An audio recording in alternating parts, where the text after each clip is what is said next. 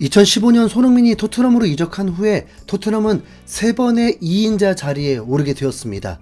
2016-2017 시즌 프리미어리그 2위, 2018-2019 시즌 챔피언스리그 2위, 2020-2021 시즌 카라바오컵 2위. 2위에 만족을 못할 뿐 2위를 했다는 것 자체는 토트넘을 강팀 쪽으로 분류하는 게 맞겠죠. 그리고 이 굵직굵직한 성적을 냈던 시기에 감독은 포체티노입니다. 손흥민이 토트넘에서 5명의 감독을 경험하게 되었는데 그래도 현재 엔제 감독과 가장 가까운 감독이라면 포체티노 감독이라고 봐야 할 것입니다.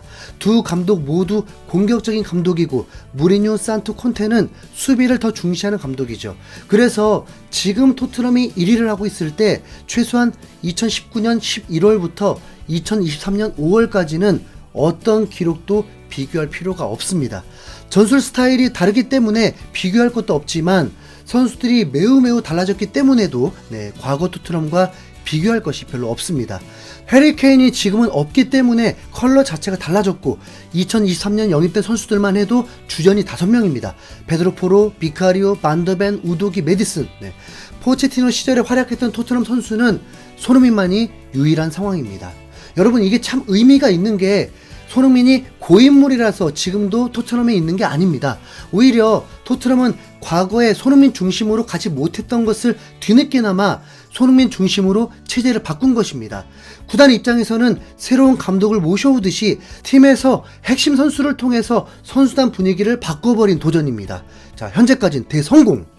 손흥민이 입단 후 토트넘이 가장 강했을 때는 2016-2017 시즌입니다. 당시 승점 86점으로 리그 2위에 올랐는데 이때 개막 후 12경기 무패를 기록했었습니다. 그리고 지금 토트넘처럼 8경기는 5승 3무 18점이었습니다. 엔제오 토트넘이 승점 2점이 더 높은 거죠. 그리고 이때 토트넘은 시즌 중반까지 첼시와 치열한 우승 다툼을 하기도 했습니다. 당시 토트넘이 9라운드에서 첫 패배를 당했는데 그게 바로 첼시 원정 경기였습니다. 그렇다고 토트넘이 쉬운 팀만 상대했던 게 아닙니다. 올 시즌 토트넘이 맨유, 아스날, 리버풀을 상대하듯이 그때는 맨시티, 리버풀을 상대했고 1승 1무를 기록했습니다. 암튼 첼시한테 패배하면서 무패가 깨졌던 거죠. 토트넘은 그 시즌에 총 4패를 겪었는데 모두 이변 없는 B클럽들에게만 패배했습니다. 첼시, 리버풀, 맨유. 하나는 웨스트햄 원정인데 그건 패스. 그리고 이 패배 모두 원정 경기 패배였습니다. 다시 말하면 토트넘이 홈에서 엄청나게 강했다는 것입니다. 그 시절 토트넘은 옛날 구장인 화이트 하트레인 구장이었는데 그 구장은 수용 인원이 4만 명이 채 되지 못했습니다. 그러니까 더더욱 B클럽이라는 소리를 들을 수도 없죠.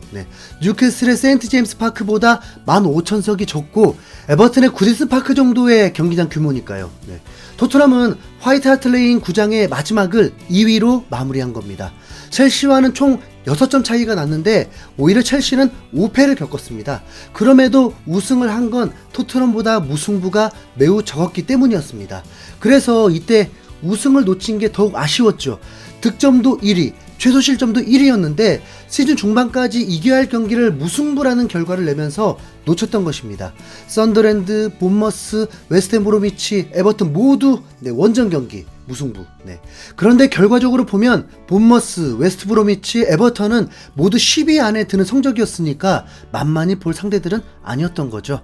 지금으로부터 8년 전의 경기에 대해 집착하는 이유는 캡틴 손흥민 체제와 비교할 수 있는 가장 비슷한 상황이기 때문입니다. 우선 최소한 그때만큼의 결과들을 내야 하고 우승 도전이라면 그 이상의 결과가 필요합니다. 토트넘은 당시 홈 무패 기록이었습니다.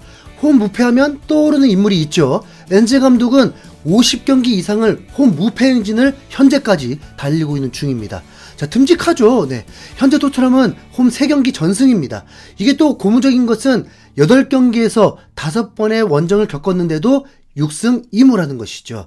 그럼 16시즌 토트넘 베스트 11과 현 토트넘 베스트 11 중 어디가 더 강하다고 봐야 할까요? 우선 당시의 데스크라인은 리그 최강 공격진으로 이름을 날렸죠. 리그 득점왕에 리그 공격 포인트 20개를 기록한 최고 윙어, 리그 최고 기회 창출자, 골 많이 넣는 미드필더까지. 손흥민이 케인처럼 득점 역할을 하고 있고 존슨, 히샬리송이 윙어 손흥민 역할인데 솔직히 좀 떨어지죠. 그리고 메디슨이 에릭손보다 나아 보입니다. 클루제프스키는 그때 알리보다는 공격 포인트 생산력이 떨어지지만 활동량만큼은 결코 뒤지지 않습니다. 포로와 트리피어를 비교했을 때는 트리피어는 지금도 여전히 국대에 뽑히고 현 베스트 11에도 트리피어가 들어가 있습니다. 하지만 센터백과 왼쪽 풀백 자리는 우도기, 로메로, 반더벤이 더 젊기도 하고 더 강력해 보입니다. 설마 무사 시소코와 비수마를 비교할 건 아니죠? 네. 전체적으로 대등해 보입니다. 네. 이때와 지금의 다른 부분은 아직 8경기지만 포체티노 감독은 도전적으로 전술적 유연함이 뛰어났고 선수들도 잘 감당했습니다. 그런데 안제 감독은 딱 한 가지만 고집할 것처럼 보이죠? 아니면 중요 선수들이 이탈을 했을 때 뭔가 변화가 생길 것입니다. 최소한 최고 성적을 보였을 그때의 레벨과 비슷하다고 봐야 할 듯 합니다. 그럼 2016년에 전문가들은 어느 팀을 우승 후보로 봤을까요?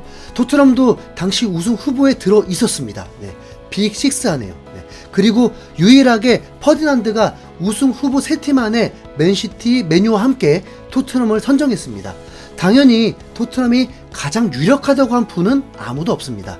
그리고 BBC를 비롯한 대부분은 토트넘을 우승 후보 6팀 안에 들어있다 정도였습니다. 결과를 맞춘 전문가는 없습니다. 첼시를 우승 후보로 보는 팀도 없었습니다. 그때에도 맨시티, 맨유였습니다. 그 시절이 어떤 시절이냐면 갑자기 명장들이 대거 몰려든 시기였습니다. 기존 명장 벵거부터 과르디올라, 무리뉴, 클롭, 콘테, 그 와중에 네임밸류 가장 떨어지는 감독이 포체티노 감독이었습니다. 무리뉴 감독은 맨유를 초화 선수들로 구성했지만 첫 해부터 우승하기는 어렵다고 했는데 콘테는 당시 첫 해에 우승을 시켜버렸습니다. 어떤 것도 불가능할 게 없다는 거죠. 지금 토트넘이 딱 그렇습니다. 어느 전문가, 도박사들도 토트넘 우승을 점치지 않습니다. 잘하면 챔스 안에 들 수 있다 정도죠. 6, 7위를 예상하고 있으니까 4위 안에만 들어도 성공인 건 맞습니다. 최근 아스날 레전드인 바카리 사냐는 본인이 아스날 팬이라서가 아니라 현실적으로 토트넘은 우승할 수가 없다고 전망했습니다. 그 이유는 손흥민 외에 우승 경쟁에서 이끌 선수가 없다고 했고 더구나 장기적으로 볼 때 토트넘은 일관성, 즉 후반기에 무너져 왔다면서 우승 가능성을 낮게 봤습니다. 그런데 이 전망은 매우 큰 오해가 있습니다. 왜 손흥민밖에 없어요? 손흥민을 따르는 10명의 선수 플러스 알파가 있는데 현재 토트넘엔 월드컵 우승주역 로메로도 있고요. 토트넘이 후반기에 무너졌던 적이 있던 거 맞습니다. 그런데 그건 모두 팀이 하향세였을 때만 후반기에 무너졌을 뿐 2년 전 토트넘은 후반기에 맨시티 다음으로 성적이 좋으면서 최종 4위로 챔스에 진출할 수 있었고 포체티노 시절에는 후반기에 무너진 적도 없습니다. 그러니까 4시즌 연속 챔스에 진출을 하죠. 토트넘이 2위를 했던 시절에는 더 눈부십니다. 후반기에 남은 10경기에서 9승 1패를 거두는 놀라운 성적을 뽐냈습니다. 그 1패가 바로 강등권 위기였던 웨스트햄 원정 경기였고 그때도 이미 챔스와 유로파리그까지 강행군들로 인해서 부상자들도 많으면서 겪게 된 어려움이었습니다. 그럼에도 9승 1패였다니까요. 그 시절 토트넘의 성적은 엔제 감독 체제에 또 다른 희망을 주는 포인트가 있습니다. 첼시가 우승을 했을 때 전 시즌 첼시는 10위였습니다. 그 어떤 유럽 대항전도 나갈 수 없는 리그에만 집중하면 되는 시기였죠. 토트넘은 당시 챔피언스리그 출전을 했는데 16강에도 오르지 못하고 광탈했고 유로파리그에서도 바로 탈락을 했습니다. 그랬더니 그 이후 9승 1패를 한 것입니다. 일주일에 한 경기니까요. 경기 수가 적고 경기 일정이 여유가 있을 때 선수들의 활약이 얼마나 큰 영향을 미치는지 이해하시겠죠? 토트넘이 2년 전 최종 4위를 했을 때에도 리그 외에 다 떨어졌을 때였습니다. 2016 시즌과 지금이 비슷한 듯 다른 게 하나 있다면 그 시절엔 압도적이라고 여겨진 팀이 없이 비슷한 레벨로 더 치열하다는 느낌이었고 지금은 맨시티를 압도적인 우승 후보로 보고 있습니다. 하지만 압도적인 맨시티가 흔들리고 있는 부분 중 하나가 데브라이너가 최소 내년 1월까지는 복귀가 어렵다는 것입니다.